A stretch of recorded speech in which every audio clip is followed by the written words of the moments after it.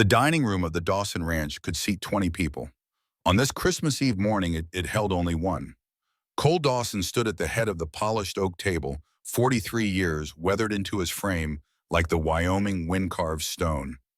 Snow fell past the tall windows in silence, so complete it pressed against the ears. 3 chairs sat draped in dust covers. The grandfather clock ticked in the hallway. No other sound broke the stillness. He owned half the valley. Every fence post bore his mark.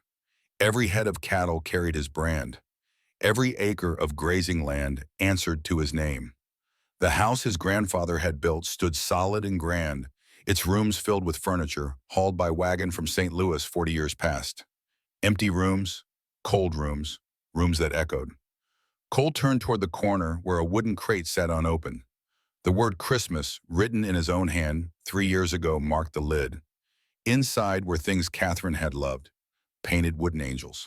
Strings of cranberries their daughter Anna had helped thread when her hands were still small and clumsy with joy. When she was still alive. He covered the crate with a sheet and walked away. The stairs creaked under his boots as he climbed to the second floor. At the end of the hallway, a door stood half open. Beyond it, his father lay in bed, breathing with the careful effort of a man whose heart no longer kept reliable time. Elijah Dawson was 68 years old. 6 months ago, he could still ride fence line, could still break ice on the water troughs, could still stand straight and tall like the ponderosa pines that grew on the high slopes. Now he spent most days in this room, listening to his own heartbeat skip and stutter, waiting for the rhythm to fail completely. Cole stepped inside. The room smelled of wood smoke and liniment and the particular staleness of sickness contained. "Oh," he said quietly. Elijah's eyes opened.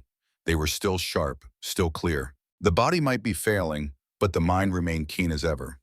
"Son," his father said, "come here." Cole moved to the bedside, pulled the chair closer, sat down. Through the window he could see the barn, the corrals, the long slope down to the creek where willows grew bare and gray against the snow. His father had built all of this, had carved it from wilderness with his own hands and his father's knowledge, and more determination than seemed humanly possible. 3 years, Elijah said. His voice came thin and reedy air pushed through damaged passages. 3 years I've watched you live like a dead man. Cole said nothing. What was there to say? The old man spoke truth. I'm dying, Cole. Doctor says I might have 3 months, might have 3 weeks, might wake up tomorrow and not wake up at all. Elijah paused to gather breath. Before I go, I need to see my son alive again. Pa, I'm fine. No. The word came sharp despite its weakness. You're not fine. You're existing. Moving through days like a ghost. This house needs laughter. Needs children running through it. Needs life. His father's hand lifted from the quilt, trembling with the effort, pointing toward the window. I want to see that before I close my eyes for good. Cole felt something twist in his chest. He looked away, stared at the familiar pattern of the wallpaper. Roses and vines chosen by his grandmother decades ago. She had died when Cole was 7. His mother had died when Cole was 12. Catherine and Anna 3 years ago. This house knew death better than it knew joy. You remember what I taught you, Elijah asked. What my father taught me? Yes, sir. Say it. Cole drew breath. A man is measured by who he protects, not what he owns. That's right. Elijah's hand dropped back to the quilt. You got 4,000 acres, 200 head of cattle, biggest house in the county. But what I see is my son dying inside. What I see is rooms with no purpose, land with no air, knowledge with nowhere to go. The clock downstairs chimed 9 times. Cole counted each one, using the sound to steady himself. I built this ranch with these hands, Elijah continued. My father taught me. I taught you. That's how it's supposed to work. Skills passed down, wisdom carried forward. But who are you teaching, son? Who's going to remember how to read weather signs, how to doctor sick cattle, how to find water where there doesn't seem to be any? His voice caught. Who's going to carry our name when we're gone? Cole swallowed hard against the sudden thickness in his throat. I don't have much time left, Elijah said. I want to see you happy. I want to hear children in this house. I want to watch you live again before I go. Don't make me die knowing I failed to teach you the most important thing. What's that? That you can't lose what you don't let yourself love. But living that way isn't living at all. It's just slow death in a warm house. Snow continued its silent fall beyond the window. Cole sat with his father's words settling over him like that snow cold and inevitable. He wanted to argue, wanted to explain that opening his heart again meant risking the same crushing loss, that he had loved Catherine with everything in him and watched fever take her in 3 days, that he had held Anna while she stopped breathing and felt something inside himself stop breathing too, that the pain of that loss was so complete, so total, that he had locked every door in his heart and sworn never to open them again. But his father already knew all of that, had lived his own losses. And somehow the old man still wanted more life in this house before the darkness came for him too. Promise me something, Elijah said. What? Promise me you'll try. Just try. If an opportunity comes, if there's a chance to let someone in, don't turn it away because you're afraid. His father's eyes fixed on him with startling intensity. Fear's no way to honor the dead son. Only way to honor them is to keep living well. Cole nodded slowly. He could promise that much, could promise to trade Eek, though he had no idea that the opportunity would come before the day ended. 5 miles away in the town of Copper Creek, Ruth Hayes pressed her palm against the mercantile window. Her daughter Lily stood beside her 7-year-old nose, almost touching the cold glass. Their breath fogged the pain in small clouds that faded and reformed with each exhalation. Inside the store, Thomas Wade lifted his daughter onto his shoulders. The girl squealed with delight as her father held a peppermint stick just out of reach, laughing as she stretched for it. He pretended to stumble, making her shriek louder, then finally surrendered the candy with exaggerated defeat. The child's joy rang clear even through the glass. Lily's breath created another fog circle on the window. "Mama," she said quietly. "Why don't I have a papa?" Ruth's throat closed. She pulled her threadbare shawl tighter against the wind that cut down the street like a blade made of ice. Some truths were too heavy for children to carry, but that didn't make them any lighter on a mother's shoulders. "Some children don't, sweet girl," Ruth said, "but you have me." "I know," Lily's voice was so small, "but for Christmas, could I have a papa just for one day?" Ruth closed her eyes. They had $4. The room at the boarding house was paid through January. After that, she didn't let herself think about after that. She had worked as a seamstress until her fingers bled, had mended clothes until her eyes burned in lamplight, had done everything honest and decent to keep them fed and housed, but she couldn't give Lily a father. Couldn't conjure one from wishes and desperation. Couldn't undo the river that had taken Daniel 3 years ago, swept him and his horse away at a crossing everyone said was safe. Couldn't bring back the man she'd married when she was 23, the good, careful man who had tried so hard to build them a future and died trying to cross a swollen creek in spring. "Let's go home," Ruth said softly. "But Mama, I want to see the decorations." "I know, baby, but it's cold and we should get back." They walked away from the window, from the warm light and laughter inside out into the gray afternoon where snow had started to fall. Ruth held Lily's hand tight as they navigated the wooden sidewalk toward the boarding house 3 blocks away. Vernon Pierce was waiting at the door. He was a thick man in his 50s, prosperous in the way of men who profit from other people's desperation. He owned the boarding house and 2 others like it, and he collected rent with the enthusiasm of a man collecting gambling debts. "Mrs. Hayes," he said, blocking the doorway, "we need to discuss your situation." Ruth's stomach went tight. She pulled Lily closer. "Mr. Pierce, can this wait? It's Christmas Eve." "It's business, Mrs. Hayes. Business doesn't wait for holidays." He crossed his arms. "You're 3 months behind on rent. That's $15 you owe me." $15. It might as well have been 1,500. "I'll have it," Ruth said. "I just need a little more time." "Time's what you don't have. I need payment by New Year's Day. That's 8 days from now." His eyes were flat, calculating. "And I'll tell you plain, no other boarding house in this town will take you. Not with your reputation." "My reputation?" The words came out sharper than she intended. "A widow alone with a child? People talk. They wonder how you manage, whether you're truly proper." He shrugged. "I'm just saying what others say quieter. You pay by New Year's or you're out. And good luck finding another place that'll have you. He stepped aside, finally letting them pass into the dim hallway that smelled of boiled cabbage and coal smoke, and too many people living in too small a space. Inside their room, Ruth sat on the narrow bed and counted coins one more time. $4.30. Less than a third of what she needed. In 8 days. She looked at Lily, who sat on the floor with the corn husk doll Ruth had made her, drawing a face on it with careful pencil strokes. Just one day, the child had whispered before they left the mercantile. That's all I want for Christmas. Ruth made a decision that terrified and clarified her in equal measure. Tomorrow she would walk to the Dawson Ranch. She would ask the impossible, and somehow she would find the courage not to break when he said no. Cole came to town on Christmas morning to buy coffee. He hadn't planned to stay long.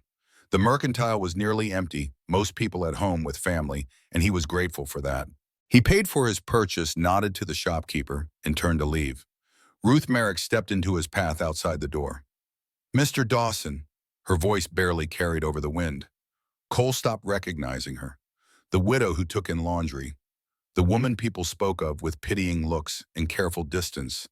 She wore a coat too thin for the weather, her cheeks pale, her hands trembling. "Ma'am," he said, touching his hat brim. Behind her, a small girl with dark braids watched him with enormous eyes. She held at her mother's skirt with both hands, half hiding behind the worn fabric. Ruth glanced around. A dozen townspeople had stopped to watch. Mrs. Cordelia Blackwell stood frozen by the dry goods store, mouth slightly open. Thomas Wade paused mid-step on the opposite sidewalk. Old man Harrigan leaned on his cane by the post office, frankly staring. Ruth lifted her chin and met Cole's gaze directly. "I know this ain't proper, Mr. Dawson," she said. Each word seemed to cost her. "I know I got no right asking." She paused, gathering courage that was visible in the straightening of her spine, the setting of her jaw. "But could you pretend to be my daughter's father just for Christmas Day? She's never had one, and I can't give her much else." Her voice broke on the last words. The request hit Cole like a physical blow. He looked past Ruth to the child. 7 years old, maybe 8. The same age Anna would have been if fever hadn't taken her. Dark hair like Anna's had been. That same careful watchfulness of children who have learned the world is not entirely safe. He should refuse. This was improper, complicated, impossible. People were already whispering. Mrs. Blackwell's scandalized expression would be all over town by nightfall. Thomas Wade was frowning, clearly disapproving. But the little girl was staring at him with such careful hope that his chest ached. "For Christmas," Cole heard himself say. "Just Christmas Day." Ruth's eyes widened. "Truly, we'll make a day of it." The words came without conscious thought. "Come at first light. Bring whatever she needs. We won't impose, Mr. Dawson. We'll come at dawn and leave at dusk. I promise we won't take advantage of your kindness." "First light," he repeated and looked at the child. "That sound all right to you, miss?" The girl nodded, too stunned to speak. Her eyes had gone huge and bright. Cole walked to his horse, aware of every eye following him. His hands shook as he gathered the reins. What had he just agreed to? Behind him, he heard the little girl's small voice. "Thank you, Mr. Dawson. Thank you so much." He rode home without looking back. The snow fell harder now, covering his tracks almost as soon as he made them. By the time he reached the ranch, his father was awake and sitting in the armchair by the bedroom fire. "You were gone a while," Elijah said. Cole removed his hat, brushed snow from his shoulders. Then he told his father what he'd done. The words came slowly, carefully, like he was describing something he still didn't quite believe. When he finished, silence filled the room. Elijah watched him with an expression Cole couldn't read. The fire crackled. Outside, wind rattled the windows. "You did right, son," Elijah said finally. Cole blinked. "What?" "I said you did right. First time in 3 years you've done something because your heart told you to not, because duty demanded it." "But Pa, this isn't proper. People will talk. It's going to cause problems." "Let them talk." Elijah's voice carried more strength than it had in weeks. "You know what my father taught me, what I've been trying to teach you." He leaned forward slightly. "A man is measured by who he protects, not what he owns. You just chose to protect that woman and child, even if it's only for a day, even if it costs you gossip and judgment. That's what a man does." Cole sat down heavily in the other chair. I don't know why I said yes, he admitted. I should have refused, should have walked away. You said yes because that little girl reminded you of Anna. Because somewhere in that locked up heart of yours, there's still a father who wants to be a father. Elijah's eyes were gentle. Bring them here tomorrow. Let them stay as long as the day allows. Give that child one good memory of Christmas. Give yourself one good memory too. What if I can't do it?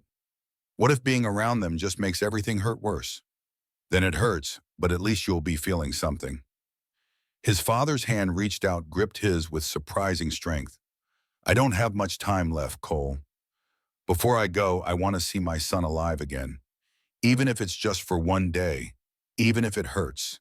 Alive and hurting is better than dead inside. Cole nodded slowly. He looked at his father, really looked at him, and saw how thin the old man had become. How his skin had taken on a gray cast.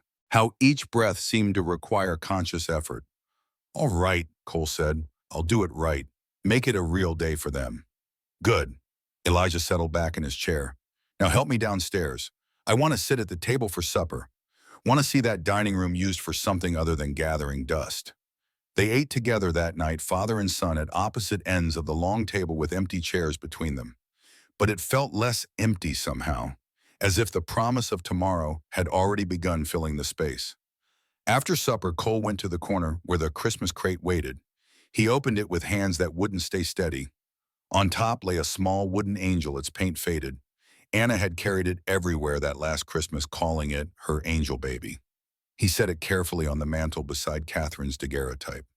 His wife looked back at him, forever young, forever gone. I'm afraid, Maggie, he whispered to the empty room. Afraid of feeling anything again. Afraid of letting anyone in. Afraid I'll fail them the way I failed you and Anna. The house creaked around him. Wind pressed against the walls. The fire burned low in the hearth. Cole set 3 plates on the dining room table for the first time in 3 years. Then he went upstairs and lay in bed, staring at the ceiling until dawn came gray and cold through the windows. In town, Ruth sat on the edge of the narrow bed watching Lily sleep. The child clutched her corn-husk doll, face peaceful in dreams. Ruth had mended Lily's best dress by candlelight, each stitch a small prayer. She had been 23 when she married Daniel Merrick. He had been a good man, careful and kind, and she had loved him with the uncomplicated devotion of youth. They were going to build a future together, have a farm, have more children, grow old watching grandchildren play. Then the river took him. One moment he was guiding his horse across a spring crossing. The next moment the current had him and he was gone, swept away so fast Ruth barely had time to scream. They found his body 3 miles downstream 2 days later, caught in a log jam.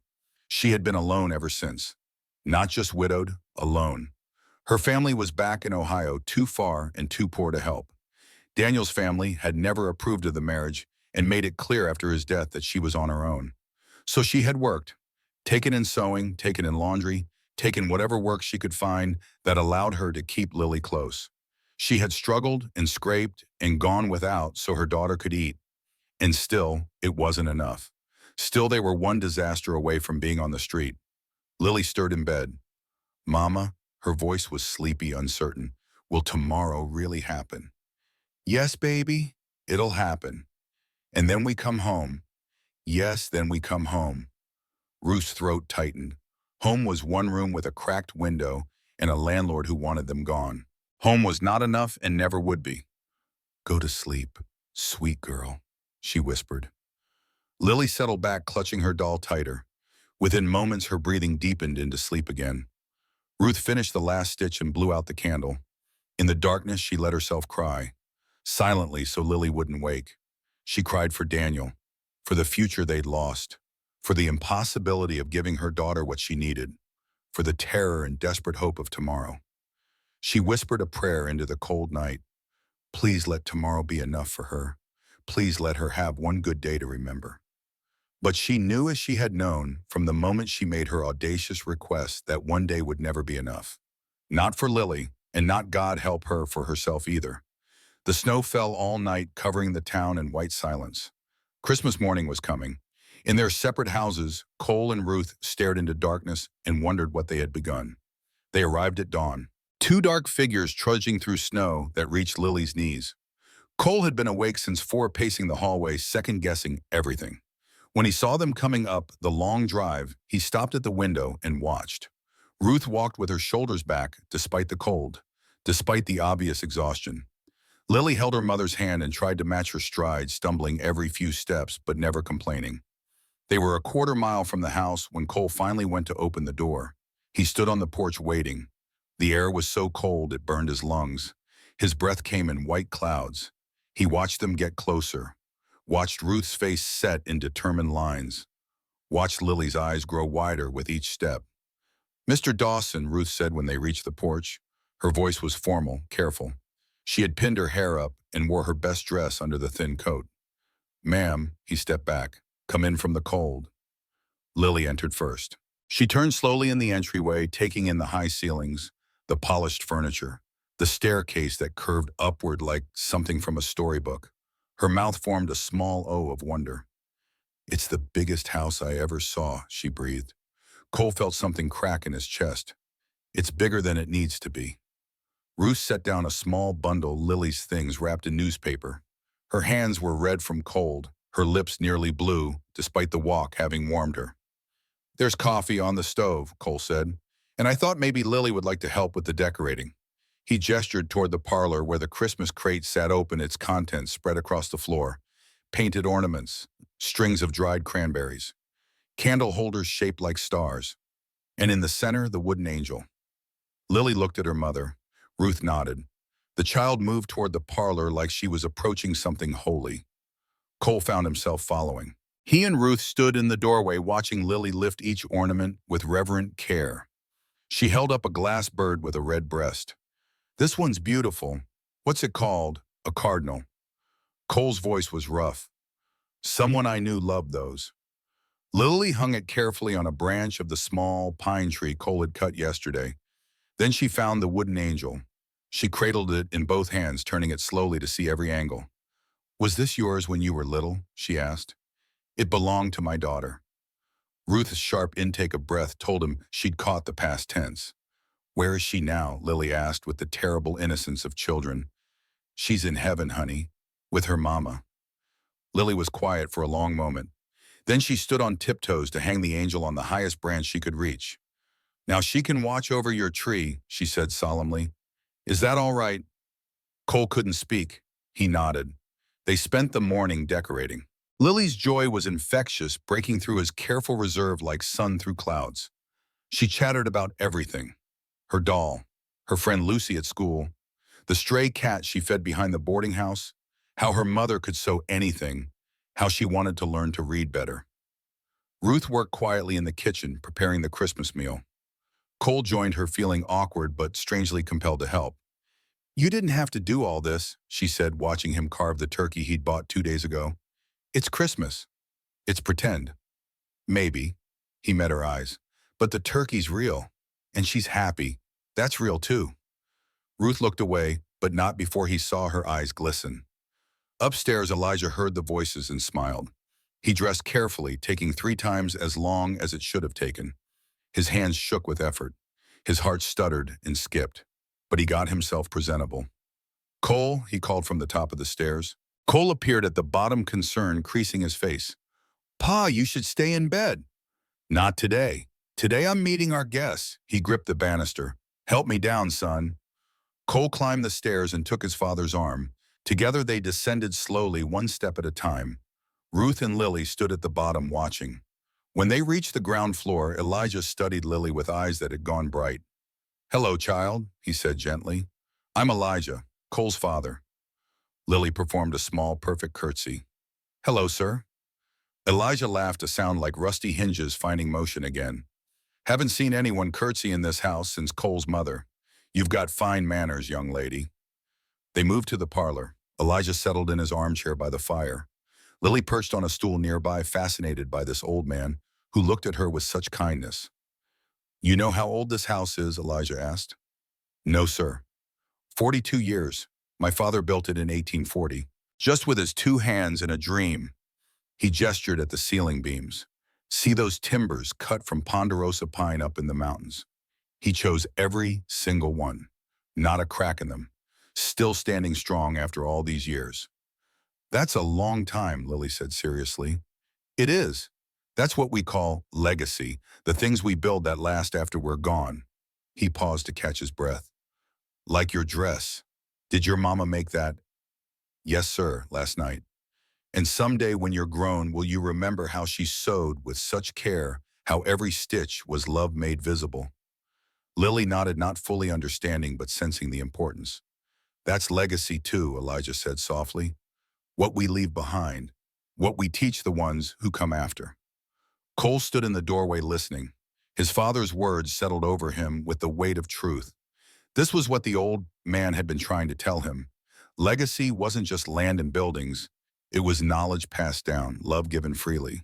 The choice to build something that mattered beyond your own life. They ate at noon, four of them around the table that had been empty so long. Lily talked enough for all of them. Ruth smiled more than Cole had thought possible. Elijah laughed and told stories from his youth, his voice growing stronger with each tale as if the company was medicine. After dinner, Lily grew quiet. She curled up in the big armchair by the fire, the wooden angel clutched in her hands. Her eyes started to drift closed. Tell me about your ranch, Papa Cole, she said sleepily. The name pierced him.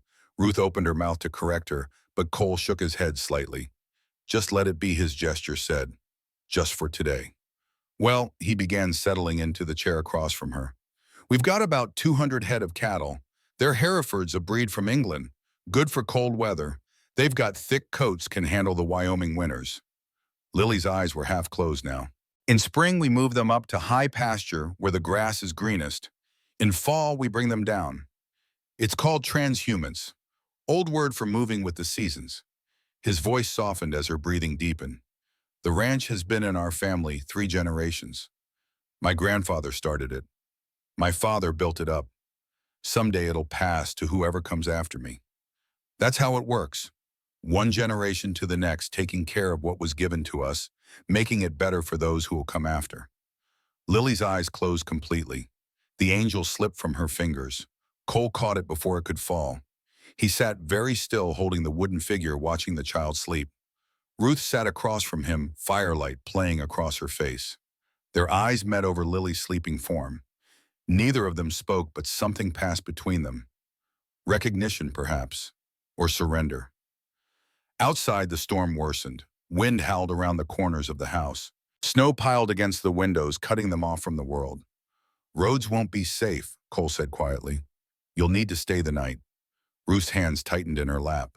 We couldn't possibly impose any further. There's 3 spare bedrooms upstairs. You'll take the blue room. Lily can have the one next door. He met her eyes. It's not an imposition. It's necessity. The storm's getting worse. Mr. Dawson, I don't think it would be proper for us to stay without a chaperone, and people will talk, and Vernon Pierce will use it against me when he throws us out, and I just can't risk making our situation worse than it already is. The words came in a rush, fueled by panic and propriety in equal measure. Then people will talk, Cole said simply, and if Mr. Pierce has a problem with you accepting shelter during a blizzard, he can take it up with me. He stood and moved to the window, looked out at the white maelstrom beyond.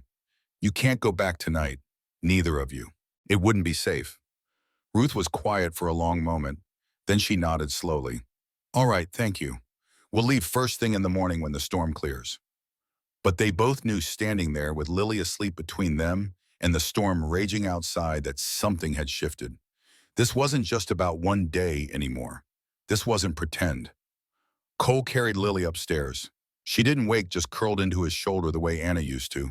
He laid her in the small bedroom that had been a nursery once. Ruth appeared in the doorway with a lamp. She moved past him to tuck the blankets around her daughter, her movements practiced and tender. They stood there together in the soft lamplight, watching the child sleep. Outside, the wind shrieked. Inside, a small girl dreamed peacefully, safe and warm. Thank you, Ruth whispered, for today, for all of it. It ain't over yet, Cole said. No, I suppose it isn't. In that moment, with Lily sleeping between them and the storm trapping them together, Cole realized the truth. This wasn't pretend anymore. Maybe it never had been. The storm would trap them for 2 more days. 2 days of cooking together in the warm kitchen, of watching Lily play with toys Cole brought down from the attic, of conversations by the fire when Lily slept and words seemed easier in the darkness. 2 days of becoming something neither of them had planned. 2 days of falling into a pattern that felt like family. But that was still ahead. On this Christmas night, Cole showed Ruth to the blue bedroom and wished her good night. He went to his own room and stood at the window, watching snow bury the world in white. Behind him, Catherine's photograph watched from the dresser. "I don't know what I'm doing," he told her image. "Don't know if this is right, but for the first time in 3 years, I feel something other than emptiness." "Is that allowed? Am I allowed to feel again?" The photograph didn't answer. The wind howled, and downstairs in the parlor, the wooden angel watched over the decorated tree, a small sentinel keeping vigil through the storm. Dawn would bring another day, and another after that, each one pulling them deeper into something that couldn't be called pretend anymore. Each one making it harder to imagine going back to the loneliness that had been. But they didn't know that yet. On this Christmas night, exhausted and uncertain, they simply slept while the snow fell and the world outside disappeared into white silence. Cole woke before dawn on the second day. He had slept in the chair beside his bedroom window, unable to bring himself to lie in the bed where Catherine had died. Through the frost-etched glass, he watched the storm continue its assault on the world. Snow fell so thick he couldn't see the barn. Wind drove it horizontal across the fields, erasing every fence line, every landmark, every trace of human presence. They were truly trapped now. He dressed in the cold room, his breath visible in the gray light. Downstairs, he could already hear movement, the creak of floorboards, the soft murmur of voices. He paused at the top of the stairs, listening. Ruth was in the kitchen. He could hear the clatter of pots, the opening and closing of the stove door. And underneath that, Lily's higher voice asking questions. The sound was so foreign to this house, so unexpected after 3 years of silence, that Cole stood frozen for a long moment, simply listening. When he finally descended, he found them at work. Ruth stood at the stove with an apron tied around her waist, one he recognized as having belonged to Catherine. Lily sat at the kitchen table wielding a wooden spoon like a scepter flower, dusting her cheeks in the front of her dress. They had made themselves at home. Ruth's shawl hung by the door. Lily's doll sat on the windowsill keeping watch. Small signs of occupation that somehow made the space feel less empty than it had in years. "Morning," Cole said from the doorway. "Papa Cole." Lily jumped up, flour puffing from her dress in a small cloud. "Mama's teaching me to make biscuits. Want to help?" The name struck him again. Papa Cole. He should correct her. Should remind her this was temporary, that he wasn't her father, that this was all just borrowed time. But the words wouldn't come. Instead, he found himself rolling up his sleeves. "Show me what to do," he said. Lily beamed. She demonstrated with exaggerated seriousness how to cut the butter into the flour, how to work the dough without overworking it, how to shape each biscuit with gentle hands. Ruth watched from the stove, a small smile playing at the corners of her mouth. They worked together in the warm kitchen, the three of them moving around each other like they had done this 100 times before. Lily got flour everywhere, in her hair, on the floor, across the front of Cole's shirt when she sneezed. Ruth laughed and wiped it from her daughter's nose. Cole found himself smiling without quite knowing why. The biscuits came out golden and steaming. They ate them with butter and honey at the kitchen table while the storm raged beyond the walls. Lily chattered between bites about everything and nothing. Ruth ate with quiet contentment. Cole discovered he was hungry in a way he hadn't been in years. After breakfast, a knock came at the kitchen door. Cole opened it to find Ben Cooper standing in the snow. Bundled in so many layers, he looked twice his normal size. "Morning, Mr. Dawson," the boy said.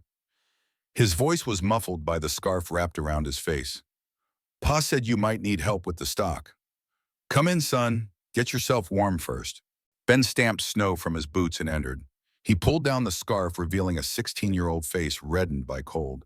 His eyes went to Ruth and Lily with shy curiosity. "Mrs. Hayes, this is Ben Cooper. His father, Jake, is my foreman. Ben, this is Mrs. Hayes and her daughter, Lily." "Ma'am, Miss Lily." Ben nodded to each of them, clearly uncomfortable with social niceties. "There's hot coffee on the stove," Ruth said, "and biscuits if you're hungry." Ben's eyes lit up. "Thank you kindly, ma'am."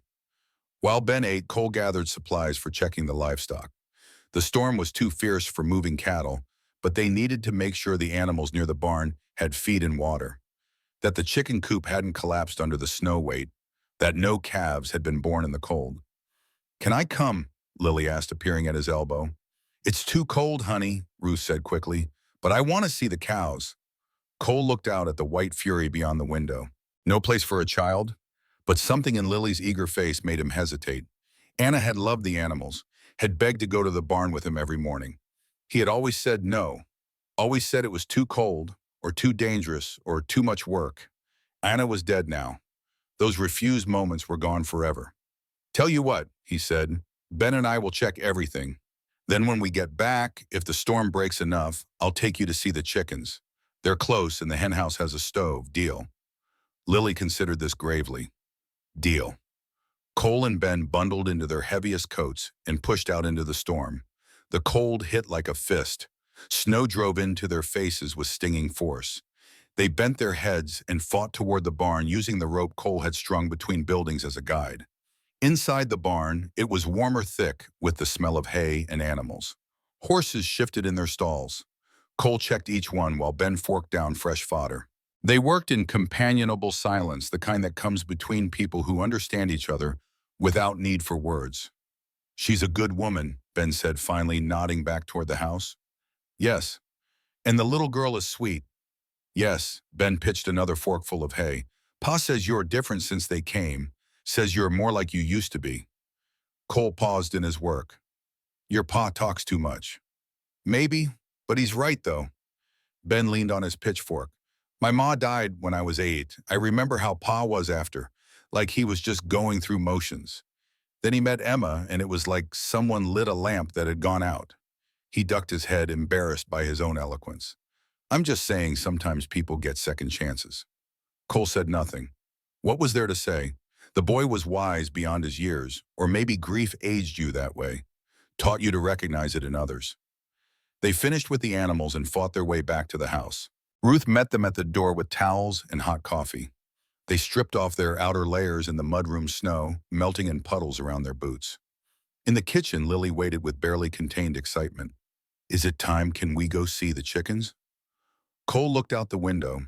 The storm had eased slightly, the wind dropping to a steady blow instead of howling fury. He could see the henhouse from here maybe 30 yards away. Doable with care. "Get your coat," he said. They bundled Lily in every warm thing they could find. Ruth's shawl over her coat. Cole's spare scarf wrapped 3 times around her neck. Mittens too large for her small hands. By the time they finished, only her eyes showed. "She looks like a walking blanket," Ruth said, smiling despite her obvious worry. "I'll keep hold of her the whole way," Cole promised. They ventured out together, Cole gripping Lily's hand tight. The wind pushed at them, but the worst had passed. Snow fell in fat, lazy flakes now, instead of the earlier stinging fury. Lily trudged beside him, taking 2 steps for each of his determination, visible even through all her layers. The henhouse was warm when they entered, heated by a small stove Cole kept burning through winter. 24 chickens roosted on their perches or scratched at the floor. They regarded the visitors with the ancient suspicion of birds. "They're so pretty," Lily breathed. Cole showed her how to gather eggs, how to move slowly so as not to startle the hens, how to feel for warmth to know if an egg was freshly laid. Lily's small hands were gentle and careful. She collected 6 eggs with the concentration of someone performing surgery. "These are for our breakfast tomorrow," she asked. "That's right. Mama will be so proud." She cradled the eggs like precious stones. "Can I learn to take care of them, the chickens?" Something in Cole's chest went tight. "Maybe," he heard himself say, "if you're here long enough." They returned to the house where Ruth waited anxiously by the window. She swept Lily into her arms the moment they entered, checking her daughter for signs of frostbite or distress, finding nothing but excitement and cold pink cheeks. "Mama, I gathered eggs, 6 of them, and tomorrow we'll have them for breakfast, and Papa Cole says maybe I can learn to take care of the chickens if we stay long enough." The words hung in the air. If we stay long enough. No one spoke for a moment. Then Ruth began unwrapping her daughter from the layers of warmth, carefully avoiding Cole's eyes. Upstairs, Elijah had risen and dressed himself with painstaking care. Cole found him sitting on the edge of his bed, breathing hard from the effort. "Pa, you should rest." "Rested enough. Want to sit downstairs today. Want to be part of things." Cole helped his father descend the stairs one slow step at a time. Elijah's weight seemed insubstantial, as if the sickness was eating him from inside, leaving only shell. But his grip on the banister remained strong, and his eyes stayed clear. In the parlor, they settled Elijah in his favorite chair by the fire. Lily appeared moments later, drawn by the sight of the old man. "Good morning, Mr. Elijah," she said politely. "Good morning, child. Come sit with me. I want to tell you about this house." Lily perched on the footstool beside his chair, all attention. Elijah pointed to the ceiling beams. "See those timbers? My father cut them from ponderosa pine up in the mountains. Each one chosen special. He knew which trees would give straight lumber, which had the right grain to bear weight for generations." His voice carried the rhythms of a practiced storyteller. "This house has stood 42 years, through blizzards worse than this one, through summer heat that cracked the earth, through windstorms that tore roofs off lesser buildings.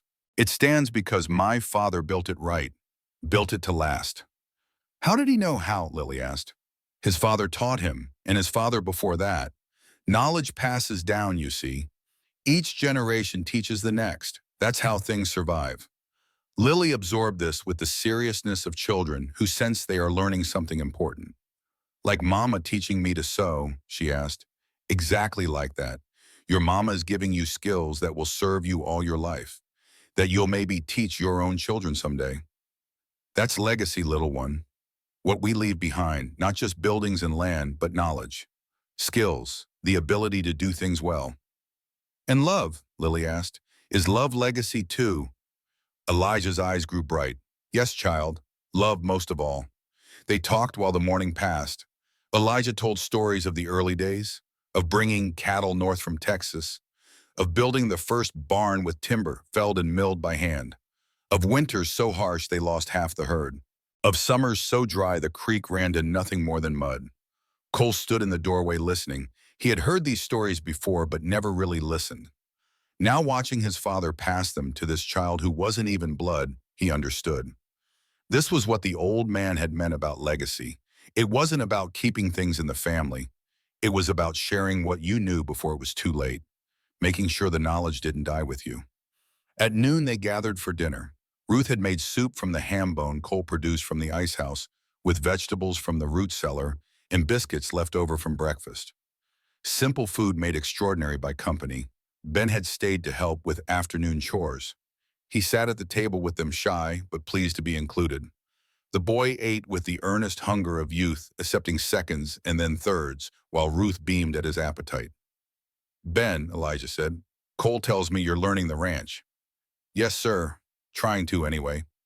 "Good. A man needs a trade, needs to know how to do something well enough to make a living. What have you learned so far?" Ben listed skills with modest pride: doctoring sick cattle, reading weather signs, mending tack, and fixing broken equipment. As he talked, Cole realized how much the boy had absorbed, how much he himself had taught without quite meaning to. After dinner, Lily curled up in the armchair by the fire. The wooden angel was in her hands again, never far from her reach. Her eyes started to drift closed. "Tell me about the ranch, Papa Cole," she murmured. The name still pierced him. Ruth started to object, but Cole caught her eye and shook his head. "Just let it be." "Well," he began, "we've got about 200 head of cattle. They're Herefords brought over from England. My father imported the first breeding stock back in '75. They're good for cold country. Heavy coat can handle deep snow." He kept his voice low and steady, using the tone that had once soothed Anna to sleep. "In spring, we drive them up to high pasture, where the grass grows green and thick. They spend summer up there getting fat. Come fall, we bring them down before the first big snow. It's called transhumance, old word meaning to move with the seasons." Lily's breathing had deepened. The angel slipped from her fingers. Cole Collard automatically held it while watching the child sleep. Ruth sat across from him. Their eyes met over Lily's sleeping form. The firelight cast shadows that moved and shifted. Outside, wind rattled the windows. The storm was intensifying again. "Roads still won't be safe," Cole said quietly. "You'll need to stay another night." Ruth's hands twisted in her lap. "Mr. Dawson, people will talk. We've already imposed terribly on your kindness." Cole, he corrected. If we're going to be under the same roof for days, you might as well call me Cole. Cole, then. She hesitated. This isn't proper. An unmarried woman staying in a man's house. A woman and child taking shelter during a blizzard is the most proper thing I can think of. Anyone who says different isn't worth listening to. You don't understand. I have a reputation to protect. Without it, I can't work, can't find lodging, can't survive in this town. Then maybe it's a poor town if it values reputation over survival. Ruth shook her head. You can say that because you have means. I have nothing, just my good name and my ability to work. If I lose those, she trailed off, but the implications were clear. Cole wanted to argue, wanted to say he would protect her reputation, that his standing in the community would shield her. But he knew better, knew that power had limits. That gossip was a wildfire no man could control. One more night, he said finally. The storm should pass by morning. Then you can go home with no one the wiser. But even as he said it, he wondered if it was true, wondered if anything would be the same after this. He carried Lily upstairs again.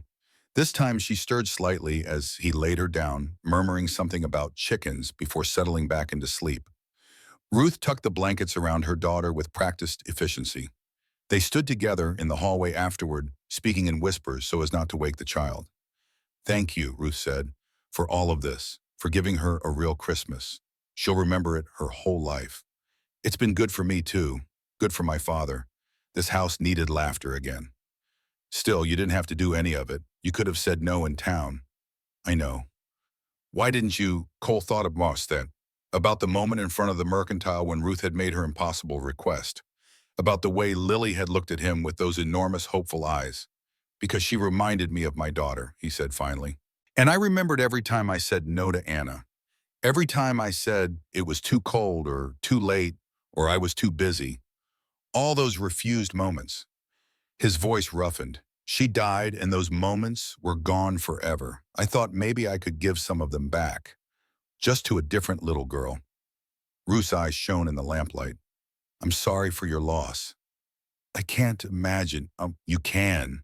You lost your husband. Yes, but I still have Lily. You lost everything. I had my father, still do for whatever time remains. A man isn't nothing just because he's alone. No, Ruth agreed softly, but he's less than he could be. They stood in the dim hallway close enough that Cole could smell the faint scent of flower that still clung to her, close enough to see the fine lines that worry had drawn around her eyes. She was 30 years old and looked 40. Poverty aged people that way, ground them down until they were old before their time. You should rest, he said. Tomorrow will likely bring more storm before it clears. Cole, she spoke his name with hesitation. Why haven't you remarried a man of your means, your position? Surely there have been offers. I loved my wife. When she died, I locked that part of myself away. Seemed easier than risking that pain again. And now I don't know, these past 2 days. He trailed off, unsure how to finish. How to explain that her presence, Lily's laughter, had begun thawing something he thought permanently frozen. Ruth nodded as if she understood. Perhaps she did. Perhaps loneliness spoke a language the lonely always recognized. Good night, Cole. Good night, Ruth. He watched her slip into the blue bedroom and close the door. Then he went to his own room and stood at the window watching snow accumulate in drifts that reached halfway up the barn walls. The world had shrunk to just this house, this small circle of lamplight and warmth. Everything beyond was white emptiness. Tomorrow was December 27th. The storm would continue. They would spend another day trapped together. And with each passing hour, the pretense would grow thinner. The truth would grow harder to deny. Cole didn't sleep that night. He sat in the chair and watched snow fall and thought about second chances, about whether a man could love again after loss, about whether he had the courage to try on. Morning came gray and reluctant. Cole descended to find Ruth already at work in the kitchen. She had found the sourdough starter in the pantry and set bread to rising. Coffee filled the pot on the stove. The kitchen smelled of yeast and warmth and something else, something like home. You didn't have to do all this, he said. I know, but I can't just sit idle. It's not in me. My mother was the same, always had to be working at something. They made breakfast together, eggs from yesterday's gathering fried in butter, bacon from the smokehouse, bread toasted on the stove. Lily appeared yawning, her hair tangled from sleep, and climbed into a chair at the table. "Did the storm stop?" she asked hopefully. Cole looked out the window. If anything, the wind had picked up overnight. Snow fell in sheets that reduced visibility to nothing. "Not yet, honey." "Good," Lily said with satisfaction. "I like it here." Ruth shot her daughter a look but didn't correct her. What was there to say? The child spoke simple truth. After breakfast, Cole taught Lily to play checkers. They sat at the parlor table with the board between them while Ruth worked at mending. Her needle flashed in the lamplight as she repaired a tear in one of Cole's shirts, working without being asked, finding small ways to contribute. Ben arrived mid-morning, having fought through the storm from the foreman's house a quarter-mile away. He brought news that all the livestock were weathering the storm well. No losses overnight. No calves born in the cold. Good fortune given the conditions. "Stay for dinner," Cole offered. "No sense fighting your way back just to return this afternoon." Ben stayed.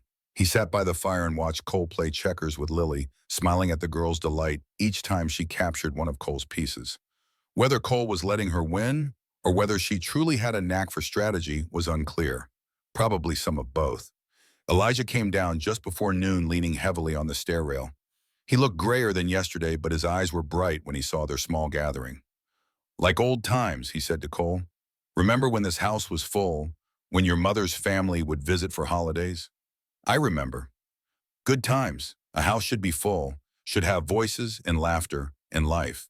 He settled into his chair with evident relief. "This is what I wanted to see before I go, son. You surrounded by people again. Living instead of just existing." Over dinner, Elijah told more stories. About bringing cattle up from Texas in the late 1860s. About fights with rustlers and negotiations with the railroad. About the year locusts came and ate everything, leaving the land bare as winter. About droughts and floods and all the ways nature tried to break those who tried to tame the frontier. "But we survived," he concluded. "Know why? Because we helped each other. Because when one man's barn burned, we all pitched in to rebuild. Because when one family's crop failed, others shared what they had. That's how you survive out here. Not by standing alone, but by being part of something bigger." His words carried weight beyond the stories. Cole heard the message underneath. You don't have to be alone. There are other ways to live. The afternoon passed in quiet domesticity. Ruth worked at sewing. Lily played with the wooden animals Cole had carved years ago for Anna. Ben helped Cole go through tack that needed mending. Elijah dozed in his chair, worn out by the effort of being social. As evening approached, Ruth cooked supper while Cole and Lily set the table. The child took the task with great seriousness, making sure each fork and knife was placed exactly right. "Is this how families do it?" she asked. "Set the table together." "Yes, honey, this is how families do it." "I like being a family." Cole's hands stilled over the plates. Ruth froze at the stove. The silence stretched until Lily looked up, confused by the sudden tension. "Did I say something wrong?" "No, baby," Ruth said quickly. "You didn't say anything wrong." But the damage was done. The pretense had cracked wide open. They could no longer hide behind the fiction of temporary arrangement. The truth stood naked and undeniable between them. They ate supper in careful silence. Ben left as soon as the meal ended, sensing the strange tension, eager to escape it. Elijah excused himself early, exhausted. That left Cole and Ruth and Lily alone in the parlor as evening deepened into night. Lily played on the floor, unaware of the adults' discomfort. She sang softly to herself, a made-up song about snow and chickens and angels. Her voice was sweet and slightly off-key. Ruth sat in the chair by the window, ostensibly mending another shirt, but really just pushing the needle through fabric without purpose. Cole stood by the fire, staring into flames, trying to find words for things he didn't understand himself. "Tell me about your wife," Ruth said suddenly. Cole stiffened. He hadn't spoken Catherine's name aloud to anyone except his father in 3 years. But something about the quiet room, the child playing peacefully, the storm isolating them from the world, made it possible. "Her name was Catherine," he began. "We married when I was 22. She was 19. She came from Boston. Her father sent her west for her health. Thought the dry air would help her constitution. Did it? For a while, she seemed to thrive here. We were happy. He paused, remembering. She wanted children. Lots of them. Wanted this house full of noise and life. We tried for years before Anna came. Catherine was so happy when she finally got pregnant. Like all her dreams were coming true at once. And Anna was perfect, smart and funny and full of questions. She loved the ranch, loved the animals, would follow me everywhere asking to help with everything. His voice roughened. I was always saying no, always saying it was too cold, too dangerous, too much work. Thought I had all the time in the world to teach her things. Then the fever came. Yes, spring of '79. Catherine took sick first. High fever couldn't keep anything down. Doctor said it was something going around. Said she'd recover. He gripped the mantle, knuckles white. She died in 3 days. Anna got sick the day we buried Catherine. She lasted 2 days. Ruth made a small sound of sympathy. I held her while she died, Cole continued. Held my little girl and felt her go still. And something in me died with her. I buried them on the hillside where wildflowers grow in spring. Then I came home and locked every door in my heart, swore I'd never let anyone close enough to hurt me like that again. But you can't live that way. I tried. For 3 years I tried, and it worked after a fashion. I didn't hurt, but I didn't feel anything else either, just went through motions, work and sleep and nothing in between. What changed? Cole looked at Lily still playing on the floor, oblivious to their conversation. A woman asked me an impossible favor, and for some reason I said yes. Ruth set down her sewing. Oh, I need to tell you something. All right. I wake up scared every morning, scared I can't protect her, scared I can't provide what she needs, scared one disaster will leave us on the street. Her voice stayed steady through the admission. A mother's supposed to be enough, but I look at my daughter and know I'm failing her. She needs more than I can give. You're not failing. You're doing everything humanly possible. It's not enough. She needs stability, needs a home, needs... Ruth gestured helplessly at the room at the house at him. Needs things I can never provide. You provide love. That's worth more than any house. Is it though? Will love keep her warm when we're on the street?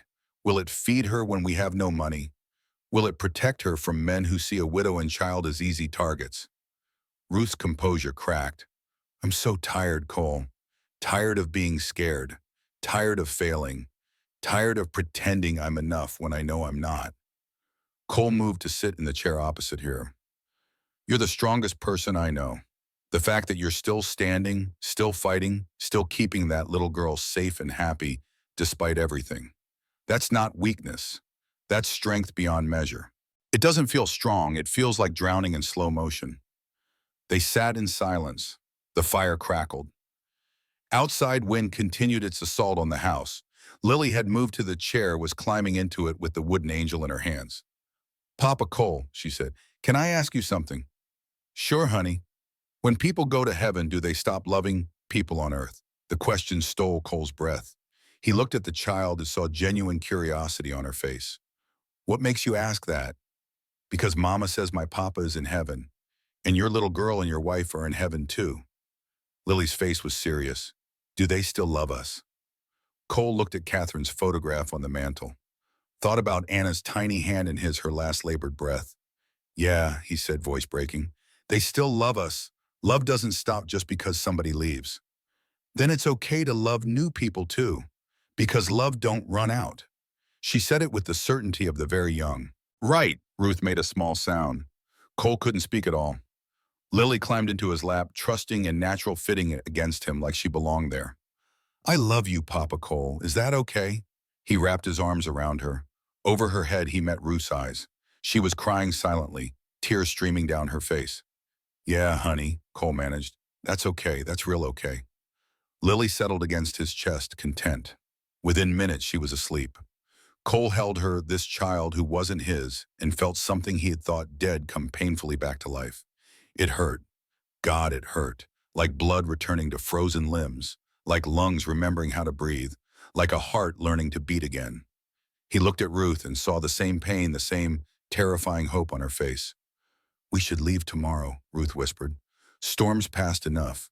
We've imposed too much already. What if you didn't leave? The words came without thought. Ruth stood abruptly. Mr. Dawson. Cole.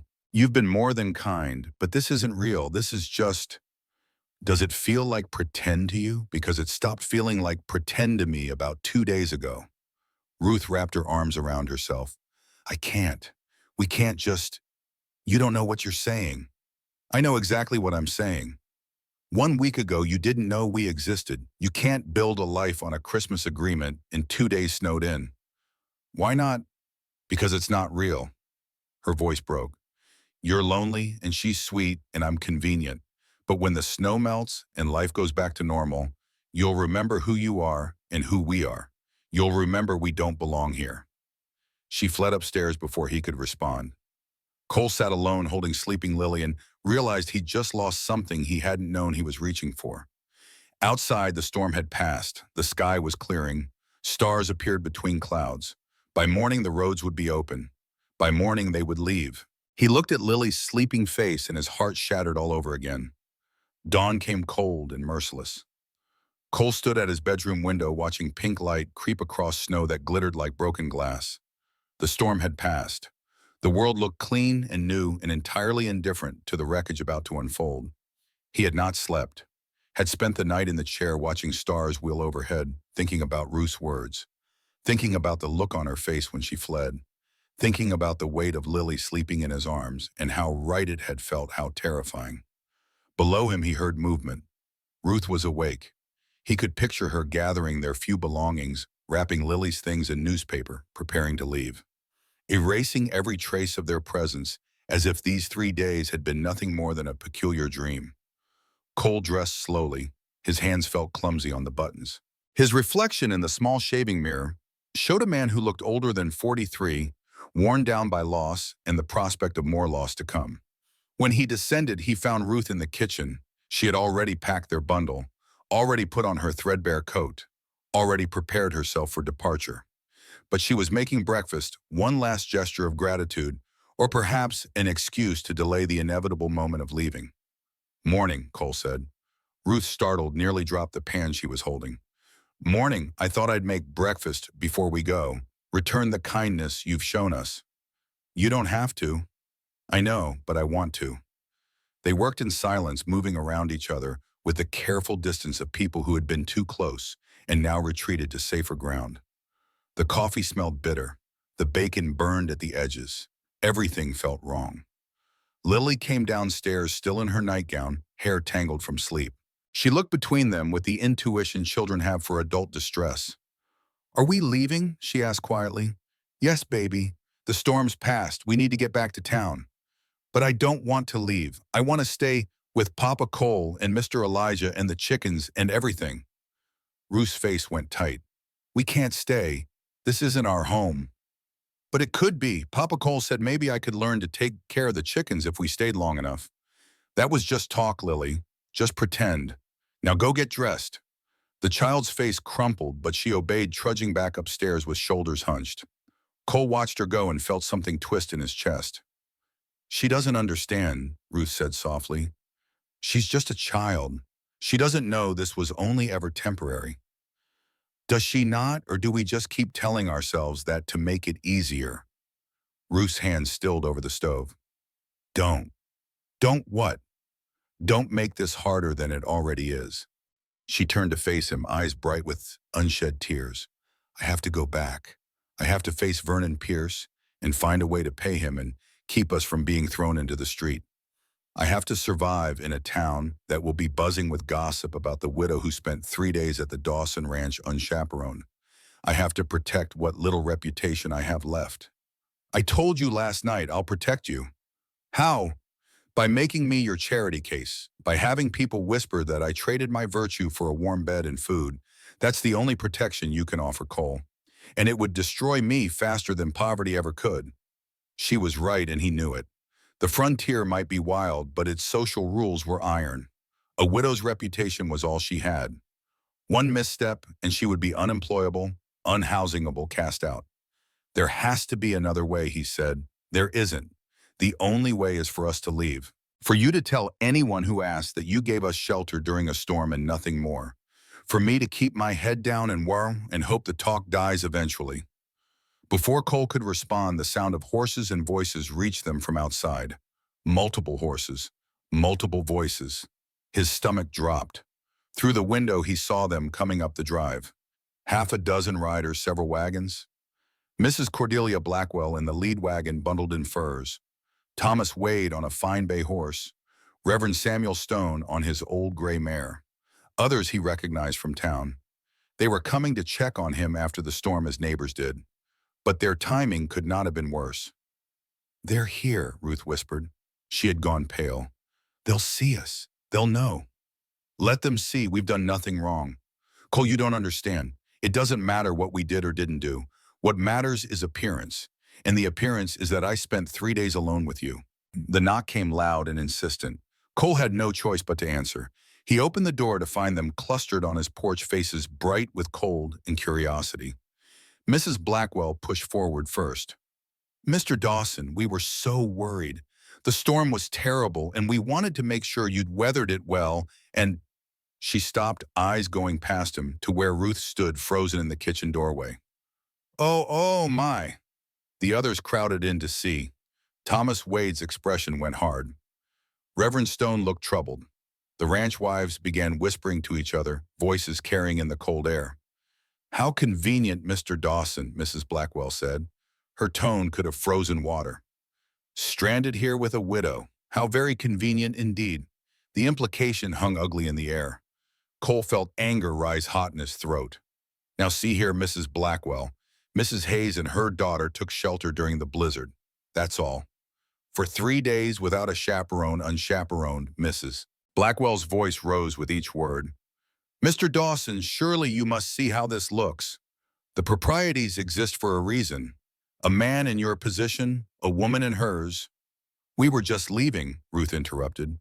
She had found her voice, found some core of steel that straightened her spine. "Mr. Dawson was kind enough to shelter us during the storm. We are grateful for his Christian charity. We won't trouble him further." The word charity landed like a slap. Cole flinched. Ruth moved to gather their bundle. Her hands shook, but her face remained composed. Lily appeared at the top of the stairs, dressed now, looking down at the crowd of strangers with wide, frightened eyes. "Mama, what's happening?" "We're leaving, baby. Come down and say thank you to Mr. Dawson for his hospitality." "But Papa Cole said we could stay. He said maybe I could learn about the chickens and—" Ruth's voice cracked like a whip. "He ain't your papa." The words fell into sudden silence. Everyone stopped, stared. Lily's face went white. "He was just being kind," Ruth continued, voice shaking now. "That's all it was. Kindness. Nothing more. Now come along." Cole stood frozen. He should speak, should defend them, should claim them in front of all these people and damn the consequences. But old fear rose up, paralyzing him. What if he failed them? What if he let them in and they left like Catherine and Anna left? What if he opened his heart and lost again? So he stayed silent. Lily descended the stairs slowly. Tears streamed down her face, but she made no sound. She looked at Cole with such betrayal in her eyes that he felt something break inside. Ruth gathered their things with shaking hands. She kept her head high, but Cole could see the cost of that dignity, could see how she was shattering inside. "Thank you for your hospitality, Mr. Dawson," she said with terrible formality. "We won't trouble you again." She walked out. Lily stumbled after her, looking back once with an expression that would haunt Cole for days to come. The townspeople parted to let them pass. Some looked sympathetic. Others looked satisfied, as if some natural order had been restored. Mrs. Blackwell sniffed with obvious approval. "Well, I'm glad you came to your senses, Mr. Dawson. A man in your position can't be too careful about appearances. People might have gotten the wrong idea." Cole watched through the window as Ruth and Lily trudged down the long drive toward town. The little girl kept looking back. Ruth kept pulling her forward. They grew smaller and smaller until they disappeared over the rise. "Mr. Dawson," Reverend Stone's voice was gentle. "Are you all right?" Cole couldn't answer, couldn't speak. He stared at the empty space where they had been and felt the house closing in around him. All these people in his home, filling it with noise and judgment and certainty, and he had never felt more alone. They stayed another hour, inspecting the house, talking about storm damage. discussing town news, acting as if nothing momentous had just occurred, as if they hadn't just witnessed something precious being destroyed by propriety and fear. When they finally left, Cole stood in the sudden silence and heard it like a ringing in his ears. The house that had felt alive for 3 days was dead again. Every room echoed. Every surface seemed to mock him with absence. He found the wooden angel on the floor by the armchair. Lily had dropped it in her hasty departure. He picked it up, held it, felt its familiar weight. Anna had held this. Now Lily had held it. And now it was just a piece of painted wood again, meaning nothing to no one. Upstairs, Elijah called for him. Cole climbed the stairs, feeling like each step required monumental effort. His father sat propped in bed, face gray with exhaustion from the morning's exertion of getting dressed. But his eyes were sharp and knowing. "They're gone," Elijah said, not a question. "Yes, and you let them go. What choice did I have? You could have claimed them, right there in front of everyone. Could have said, 'These are mine now, and anyone who has a problem with that can take it up with me.'" "Pa, it's not that simple. There's her reputation, my standing, what people would say." "To hell with what people say." Elijah's voice carried surprising strength. "You think your grandfather cared what people said when he staked his claim out here? You think I cared when I married your mother against her family's wishes? The only opinions that matter are yours and hers, and that child's. I can't just, can't what, can't live, can't love, can't take a chance on something real because you're afraid it might hurt." Elijah closed his eyes. "I'm dying, son. Maybe got days, maybe weeks, and I'm more alive right now than you've been in 3 years, because I know what matters. And it ain't reputation or propriety or what Mrs. Blackwell thinks. What if I fail them? What if I'm not enough? Then you fail, but at least you tried. At least you lived." His father's hand reached out, gripped his with surprising strength. "Don't make the same mistake twice. Don't let fear steal what could be yours." Cole said nothing. What was there to say? The old man was right, had been right all along, but knowing and doing were different things. He went downstairs and stood in the parlor where Lily had played. The wooden animals were still scattered on the floor. He knelt to gather them, holding each one, remembering Anna playing with them, remembering Lily's delight, remembering 3 days of almost having a family again. Then he put them away in their box and closed the lid. In town, Ruth and Lily walked through streets that seemed to whisper. People watched them pass. Conversations stopped when they approached, resumed when they'd gone. The gossip had already spread. By nightfall, the whole town would know. By tomorrow, her reputation would be in tatters. Vernon Pierce was waiting at the boarding house door. He stood with arms crossed, expression hard. "Mrs. Hayes, we need to talk." "Not now, Mr. Pierce. My daughter is tired and cold." "Now, Mrs. Hayes, because your situation just got considerably worse." He followed them inside into their small room. Lily went immediately to the bed, curling up with her doll face turned to the wall. Ruth stood by the window, arms wrapped around herself. "You were gone 3 days, Pierce said. 3 days at the Dawson Ranch, alone, unchaperoned. Everyone's talking about it. We took shelter during a storm, that's all." "That's all," Pierce laughed without humor. "Mrs. Hayes, your reputation is the only currency you have, and you just spent it all. No one in this town is going to hire a woman of questionable virtue, and no boarding house is going to want the scandal of housing you. You're throwing us out. I'm giving you until New Year's Day. That's 5 days from now. You pay the $15 you owe or you're out. And I'll tell you straight, there's nowhere else for you to go." After he left, Ruth sat on the edge of the bed. She counted her money again, though she knew the amount by heart. $4.30. Needed 15. In 5 days. Impossible.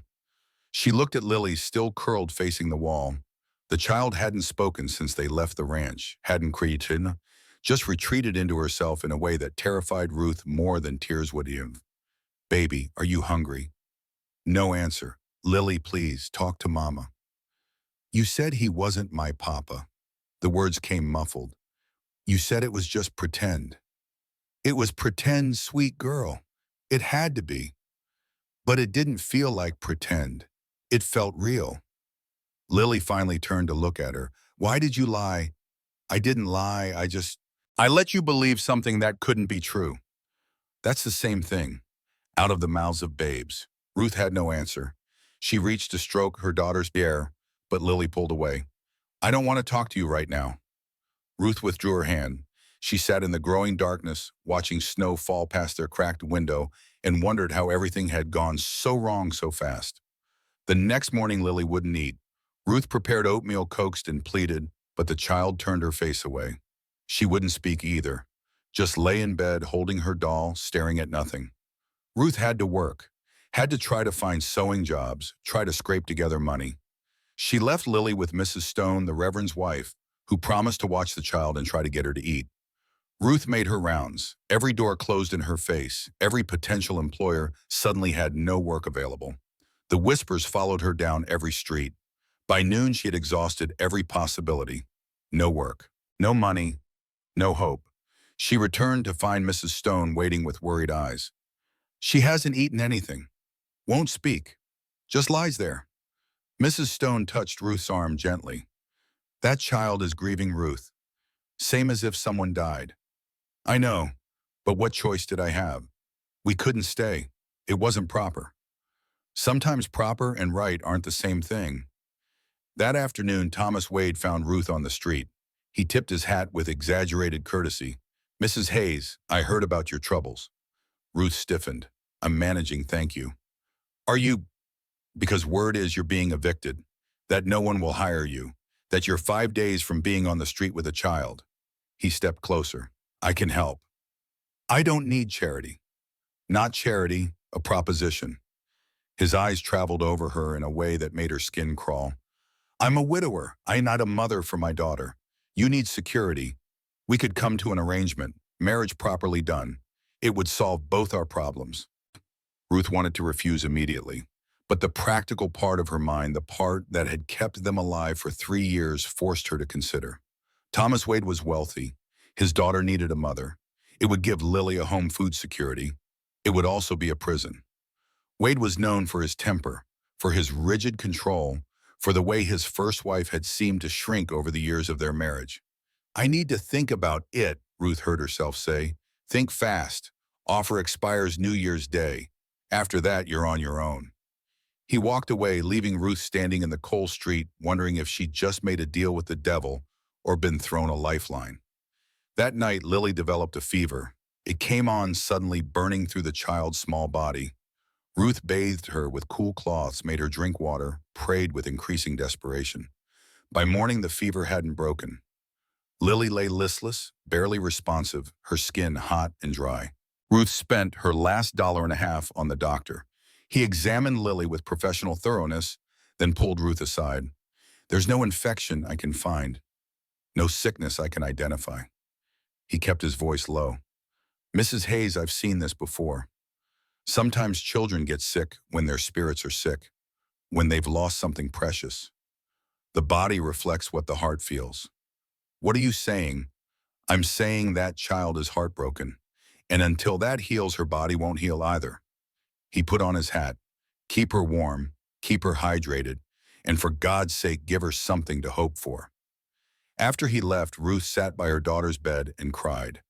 Cried for Daniel, for their lost future, for the impossible situation she'd gotten them into, for the man and house they'd left behind, for the look on Lily's face when she'd said, he ain't your papa. She had been trying to protect them, trying to preserve what little they had. Instead, she'd broken something that might never heal. At the ranch, Cole tried to work, tried to lose himself in the familiar rhythms of livestock care and land management. But everything reminded him. The kitchen where they'd cooked together, the parlor where Lily had played, the stairs where he'd carried her sleeping weight. Ben came to work each morning and watched him with worried eyes. Jake gave him reports on the ranch operations and got distracted responses. Even the animals seemed to sense something was wrong. On the third day, Thomas Wade rode up to the ranch house. Cole was in the barn when Jake came to fetch him. Boss, you got a visitor. Thomas Wade says it's important. Cole followed him out to find Wade sitting his horse like he owned the place. That particular arrogance of wealthy men who've never been told no. Dawson, we need to talk. About what?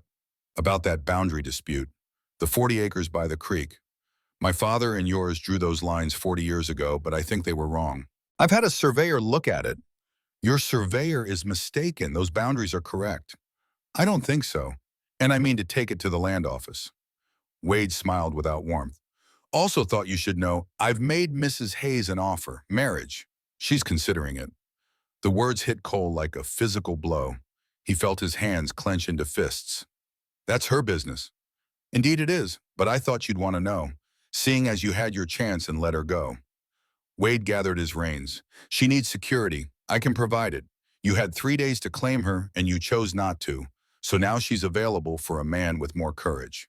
He rode away, leaving Cole standing in the yard with fury and regret warring in his chest.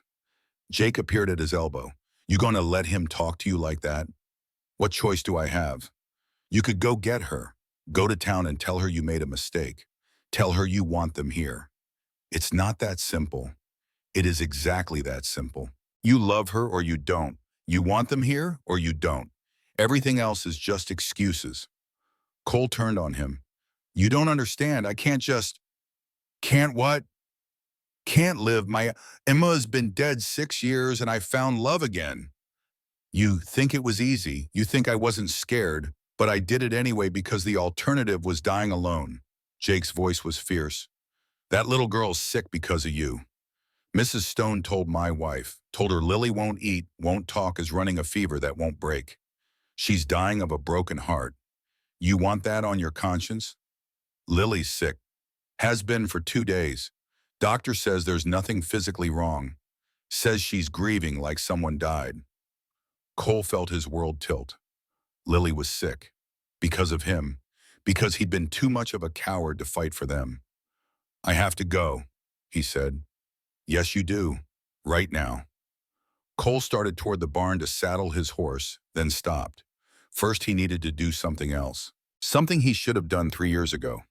He saddled up and rode not toward town, but toward the hillside where wildflowers grew in spring, where 2 graves waited under winter snow. The cemetery was silent except for wind through bare branches. Cole dismounted and walked to where Catherine and Anna lay side by side beneath a cottonwood tree. The headstones were simple, just names and dates, no poetry, no promises, just the bare facts of lives too short. He cleared snow from the stones with his bare hands, not bothering with the shovel. The cold bit at his fingers, but he barely felt it. When both stones were clear, he knelt between them. I don't know what to do, Catherine, he said. The words came easier than he expected. There's this woman, this little girl, and I think I love them. Both of them. But I'm afraid. The wind moved through the branches above. A cardinal landed on Catherine's headstone, bright red against white snow. Catherine had loved cardinals, had called them hope birds, spots of color in gray winter. I'm afraid of losing again, Cole continued. Afraid of failing them the way I failed you and Anna. Afraid of opening my heart and having it torn out again. The cardinal cocked its head, watching him with bright eyes. But that's a lie, isn't it? I didn't fail you. You got sick. That wasn't my fault. And Anna, his voice broke. Anna died because fever took her, not because I wasn't good enough. I've been carrying guilt that isn't mine to carry. The cardinal sang one clear note. You wouldn't want me to be alone forever, would you? Wouldn't want me to lock myself away and stop living. You'd tell me to open my heart, to take the chance, to live. He pressed his palm against the cold stone. I loved you, Catherine. Loved you with everything I had, and I'll carry you always. But I need to live now.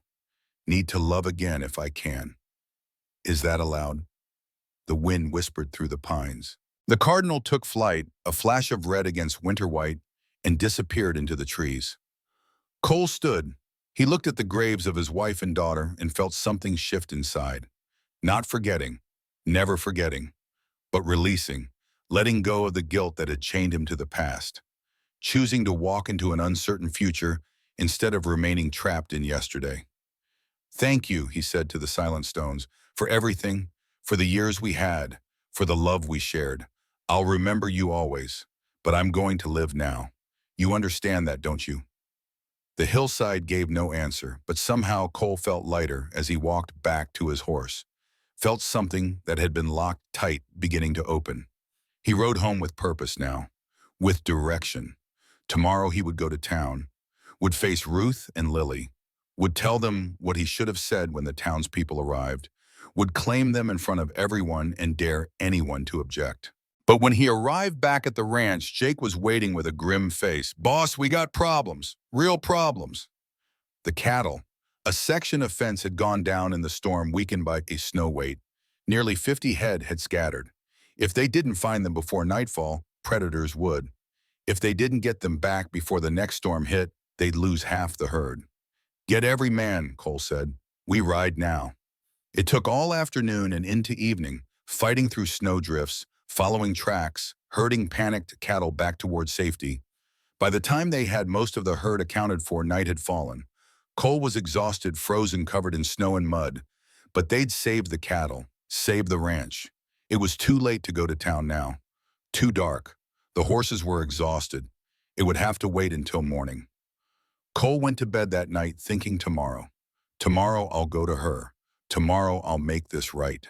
He didn't know that Ruth had already made a decision. Didn't know that desperation and fear were driving her toward a choice that would change everything. Didn't know that sometimes tomorrow comes too late. But tomorrow did come, and it came early. Cole woke in the gray hour before dawn with his father's voice echoing in his mind. "Don't let fear steal what could be yours." He dressed in the darkness, moving with purpose for the first time in days. His hands were steady on the buttons now. His reflection in the mirror showed a man who had made a decision. He found Elijah awake, sitting up in bed, as if he'd been waiting. "You're going," his father said. Not a question. "Yes." "Good." Elijah's hand lifted in something between blessing and farewell. "Bring them home, son. Bring them home where they belong." Cole descended to find Jake already in the kitchen, coffee brewing. "Thought you might need this," the foreman said, handing him a cup. "Horses saddled. I'll handle the ranch today." "Jake, don't. Just go get your family." Cole rode out as the sun broke over the eastern mountains, painting snow gold and pink. The cold air burned his lungs, but he barely felt it. Every hoofbeat carried him closer. Closer to the choice he should have made 3 days ago. Closer to the life he'd been too afraid to claim. The 5 miles to Copper Creek passed in a blur of white landscape and pounding heart. As he entered town, people stopped to stare. Cole Dawson riding hard before dawn, face set with determination. The gossips would have more to whisper about. Let them. He pulled up in front of the boarding house, dismounted, climbed the stairs 2 at a time. His fist hit the door with force that rattled the frame. Vernon Pierce opened it, eyes widening. "Dawson, what the hell? Where is she?" "Mrs. Hayes, 3rd floor, end of hall. But you can't just..." Cole was already past him, taking the stairs at a run. Behind him, Pierce sputtered protests that faded into nothing. The 3rd floor hallway stretched narrow and dim. He found the door, knocked once, didn't wait for answer. Ruth stood in the center of the small room, a carpet bag open on the bed. She wore her threadbare coat. Her face was drawn, exhausted. Behind her, Lily lay curled on the narrow bed, so still she might have been carved from wax. "Cole," Ruth's voice came barely above a whisper, "what are you doing here?" "Stopping you from making a terrible mistake." He stepped inside, closed the door. "You're leaving. Thomas Wade is coming at noon. We're going to his ranch. He's offered marriage, and I've accepted." The words hit like bullets, but Cole didn't flinch. "No. No." Ruth's laugh was brittle. "You don't get to say no. You had your chance. You stood there silent while they tore us apart. You let us leave. I know, and I've regretted it every second since." He moved closer. "But I'm here now, and I'm not letting you do this. You don't have a choice. I have to think of Lily. She needs food, a home, security, things I can't give her. She needs love. She needs you. She needs..." He gestured toward the bed. "Look at her, Ruth. Really look." Ruth's composure cracked. "I know. She's been like this for 3 days. Won't eat, won't talk. The doctor says her heart is broken." "Then let me fix it. Let me fix all of it." "How?" "By offering charity again. By making me your obligation." Ruth's voice rose. "I won't be pitied, Cole. I won't be the poor widow you saved out of guilt." "Is that what you think this is?" Cole closed the distance between them. "Guilt, obligation. Ruth, I'm in love with you." The words fell into sudden silence. Ruth stared at him, lips parted, unable to speak. I love you, Cole repeated. And I love that little girl. I want you both at the ranch, not as charity, not as obligation, as my family, as my wife and daughter. Cole, you can't mean... I mean every word. I should have said it 3 days ago. Should have told Mrs. Blackwell and Thomas Wade and the whole damn town to go to hell. Should have claimed you right then. His hands found hers. I was afraid of losing again, afraid of failing. But the only failure is living without trying. Ruth was crying now, silent tears streaming down her face. The town will never accept it. They already think I'm ruined. Then we'll give them something real to talk about. He pulled her close. Marry me, Ruth, today, right now, in front of everyone. Let them see I'm choosing you, that you're choosing me, that we're building something they can't tear down with gossip. It's insane. It's necessary. A small voice came from the bed. Papa Cole. They both turned. Lily had pushed herself up on one elbow. Her face was pale, her eyes enormous and fever bright. But she was looking at Cole with something like hope. Papa Cole, is that really you? Cole crossed to the bed in 3 strides. He knelt beside it, took the child's small hand in his. Yeah, honey, it's really me. Are you taking us home? If your mama will let me, if you'll forgive me for being a coward. What's a coward? Someone who's too scared to fight for what he loves. But I'm not scared anymore. He looked over his shoulder at Ruth. Say yes, please. Ruth moved to the bed, sat on the edge, her hand joining theirs. Lily, baby, Mr. Dawson is asking if we want to go live at the ranch, forever, as a real family. What do you think, forever and forever? Lily's voice was stronger now. Forever and forever, Cole confirmed. And I can learn about the chickens. You can learn about everything. Then yes. Lily sat up fully now. Yes, yes, yes. Cole stood, pulling the Ruth up with him. Then we're doing this. Right now, before Wade shows up, before Pierce can object, before fear changes anyone's mind. But how? We can't just... Yes, we can. He strode to the door, threw it open. Pierce stood in the hallway, clearly eavesdropping. Pierce, Mrs. Hayes is leaving, right now. She won't be back. She owes me $15. Cole pulled bills from his pocket. Here's 20. Keep the change. Consider it payment for your discretion. His tone made clear it wasn't a request. Pierce took the money with trembling hands. People are going to talk. Let them. Cole turned back to Ruth. Gather what you need. We're leaving. I need to dress Lily properly. She needs to go home. Everything else we can handle later. Ruth moved with sudden decision, wrapping Lily in blankets, gathering their few possessions. Cole watched her work, saw the way her hands had stopped shaking, saw determination replacing fear. They descended the stairs together. Cole carried Lily, the child's arms wrapped around his neck. Ruth walked beside them, chin high. In the boarding house common room, a dozen residents had gathered to watch. Cole addressed them all. I'm taking Ruth Hayes and her daughter to be my family. Anyone who has a problem with that can take it up with me. Anyone who speaks ill of Mrs. Hayes will answer to me personally. Is that clear? Silence. Then Mrs. Stone stepped forward, the Reverend's wife, who'd cared for Lily. It's about time, Mr. Dawson. That child needs you, and I suspect you need them just as much. She turned to the gathered crowd. Anyone here who thinks less of Ruth Hayes for accepting love and security can examine their own hearts, because I see nothing but blessing in this. Murmurs of agreement, not universal, but enough. Cole carried Lily out into the morning. The street was filling now, people heading to work, to market, to wherever morning routines took them. They stopped when they saw Cole Dawson standing on the boarding house steps with a child in his arms and Ruth Hayes at his side. Thomas Wade was riding up the street. He saw them. His face went hard. Dawson, what the hell do you think you're doing? Taking my family home. Cole's voice carried clear and strong. Mrs. Hayes has accepted my proposal of marriage. We're to be wed today. Wade dismounted, strode forward. The hell you are. She accepted my proposal. We had an arrangement. No arrangement was finalized, and she's made her choice. Cole shifted Lily's weight, kept his stance relaxed but ready. I suggest you accept that with grace. Grace! Wade's hand moved toward the pistol at his hip. Thomas, don't. Reverend H. Stone appeared from the church across the street, voice firm. Whatever your dispute, it won't be settled with violence, not in my town. Wade's hands stilled. He looked at Ruth, eyes cold. You're making a mistake. He's just a lonely widower looking for someone to fill his empty house. When the novelty wears off, that's enough. Ruth stepped forward. Cole Dawson is twice the man you'll ever be. And if you ever speak ill of him again, you'll answer to me. Wade stared at her, then at Cole, then at the growing crowd of townspeople watching with fascination. Fine, he mounted his horse. But don't come crying when this falls apart. He rode away.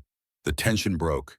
People began whispering, some shocked, some approving, all transfixed by the drama unfolding. Mrs. Blackwell pushed through the crowd. Cole braced himself for judgment. She stopped before them, looking at Lily in Cole's arms. The child had recovered enough to watch everything with wide eyes. Mr. Dawson, Mrs. Blackwell said slowly, I may have spoken hastily the other day. Looking at this child, seeing how she looks at you, she paused. Sometimes propriety matters less than mercy. If you're sincere in your intentions, I am. Then you have my support. She turned to the crowd. Anyone who shuns Mrs. Hayes after she becomes Mrs. Dawson will find themselves unwelcome at my table. Are we clear? The murmurs shifted, became supportive. Mrs. Blackwell's endorsement carried weight that even gossip couldn't overcome. Reverend Stone approached. If you're serious about marrying today, I can perform the ceremony. But Cole, you need to be certain. This isn't just about saving Ruth and Lily. It's about building a life together. I've never been more certain of anything. Stone looked at Ruth. And you? Ruth met his eyes. 3 days ago, I thought I was asking for 1 day of pretend, but it stopped being pretend the moment we arrived. I love him, Reverend, and I want to build that life. Then come to the church in 2 hours. I'll need time to prepare, and Mrs. Stone will want to help Ruth get ready. He smiled. It's not every day we have a wedding on such short notice. The next 2 hours passed in a blur of activity. Mrs. Stone and several churchwomen swept Ruth away to prepare. Cole took Lily back to the ranch where Elijah waited. You did it, his father said, eyes bright with tears. You actually did it. Not yet, but I will. Cole looked down at Lily, who was eating her first meal in 3 days with appetite returning. We both will. He bathed and shaved and put on his best suit. Elijah dressed too determined to attend despite his weakness. They rode back to town in the ranch wagon, Jake driving Ben beside him, both grinning like fools. The church was packed. What had started as scandal had transformed into event. Everyone wanted to witness Cole Dawson's redemption, Ruth's second chance, the miracle of love found in unlikely places. Ruth stood at the front of the church in a borrowed dress. The church women had worked magic finding something suitable, arranging her hair, making her beautiful. Not that she needed help. Cole thought she looked like everything he'd never dared hope for. Lily stood between them as Reverend Stone began the ceremony. The child held both their hands, linking them together. Dearly beloved, Stone began, we are gathered here in the sight of God in this community to witness the joining of Cole Dawson and Ruth Hayes in holy matrimony. The words washed over Cole. He heard them but barely registered them. All his attention was on Ruth's face, on the tears streaming down her cheeks, on the peril that transformed her from careworn to radiant. Cole, do you take Ruth to be your lawfully wedded wife, to have and to hold from this day forward, to love and to cherish in sickness and in health for as long as you both shall live? I do. His voice rang clear. Ruth, do you take Cole to be your lawfully wedded husband, to have and to hold from this day forward, to love and to cherish in sickness and in health for as long as you both shall live? I do. Her voice matched his in strength. And do you both promise to love and care for Lily as your daughter, to raise her with faith and love and devotion? We do, they said together. Stone smiled. Then by the power vested in me, I pronounce you husband and wife. Cole, you may kiss your bride. Cole did, gently, reverently, sealing promises made. The church erupted in applause. Lily threw her arms around both of them, laughing for the first time in days. The sound was like bells ringing like spring coming after endless winter. They walked down the aisle together, the three of them. Cole's ranch hands lined the steps outside, forming an arch with their hats. The whole town had turned out watching, smiling, blessing them with presents, if not words. Jake brought the wagon around. Cole lifted Ruth and then Lily into the back, climbed up beside them. As they pulled away from the church, Lily started singing. That same made-up song about snow and chickens and angels. Her voice carried clear and sweet in the cold air. They drove through town, through countryside, up the long drive to the ranch. Elijah had ridden ahead with Ben. Smoke rose from every chimney. Every window glowed with lamplight. Cole helped Ruth down, then Lily. They stood together looking at the house. "Welcome home," Cole said. Ruth looked up at him. "Home, I never thought I'd have one again." "You do now, we all do." Elijah waited on the porch. When they climbed the steps, he pulled Ruth into an embrace. "Welcome to the family, daughter," he said. Then to Lily, "And welcome home, granddaughter." Lily's eyes went huge. "I have a grandfather. You do now, and I expect you to visit me every day and tell me stories and maybe learn to play checkers." "I already know checkers," Papa Cole taught me. "Did he now?" "Well, then you'll have to teach me your tricks." They went inside. The house that had been empty was full. Jake had brought his wife and Ben. Mrs. Stone had sent food. Other ranch families appeared with gifts and congratulations. The parlor filled with voices, with laughter, with life.